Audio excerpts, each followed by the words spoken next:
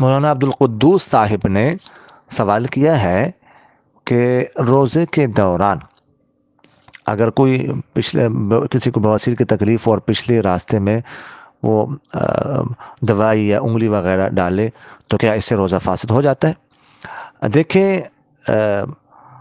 جو جوف ہے نا، جوف معتبر، جس میں کوئی چیز جائے تو روزہ ٹوٹ جاتا ہے، وہ 3 چیزیں ہیں ہمارے ہاں: معدہ ہے، آنتیں ہیں اور حلق ہے۔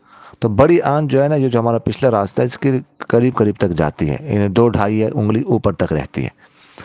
تو روزے کے دوران پچھلے راستے میں دوائی وغیرہ تو ڈال سکتے ہیں، لیکن زیادہ اوپر تک نہ ڈالی جائے، کہ 2 انگلی سے کم نیچے رکھے، کیونکہ جو 2-2.5 انگلی اوپر جو ہے نا، وہ بڑی آنت جاتی ہے، اس کو مقام حقنہ کہا جاتا ہے۔ اگر وہاں پر جائے تو بڑی آنت میں دوائی چلی جائے تو روزہ ٹوٹ جائے گا۔ تو اس لیے اس نے نیچے تک جو ہے نا وہ ڈالے تو اس سے روزہ نہیں ٹوٹے گا۔ جزاکم